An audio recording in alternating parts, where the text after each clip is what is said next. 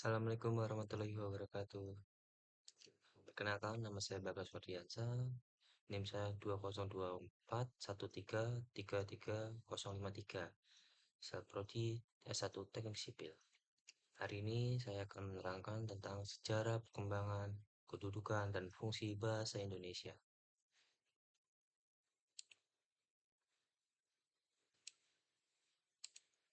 Oke,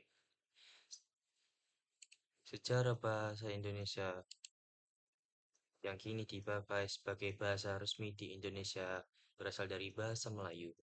Hal ini ditegaskan dalam Kongres Bahasa Indonesia di Medan pada tahun 1954.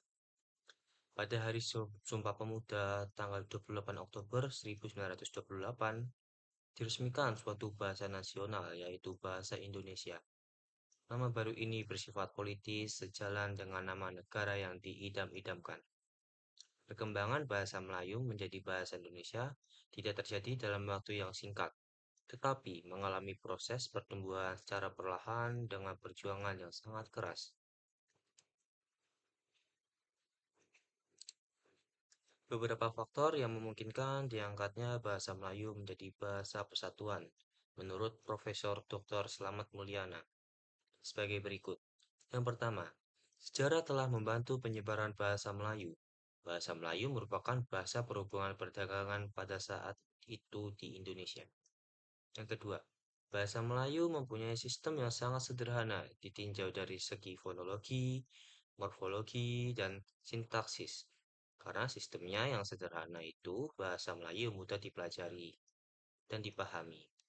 Yang ketiga, bahasa Melayu mempunyai kesanggupan untuk dipakai sebagai bahasa kebudayaan dalam arti luas. Kedudukan bahasa Indonesia. Bahasa Indonesia mempunyai kedudukan yang sangat penting, di antaranya bersumber pada ikrar ketika Sumpah Pemuda pada tahun 1928 yang berbunyi, "Kami, putra dan putri Indonesia, menjunjung bahasa persatuan, bahasa Indonesia."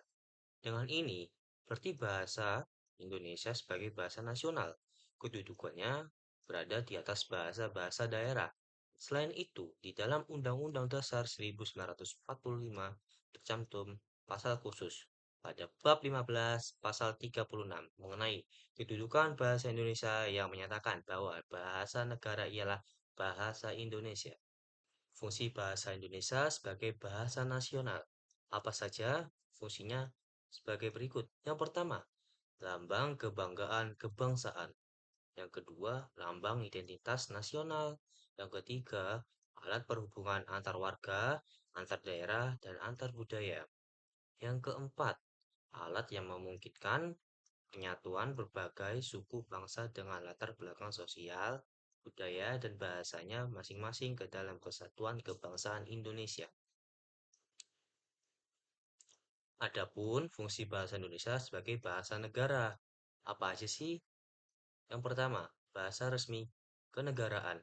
Yang kedua, bahasa pengantar di dalam dunia pendidikan.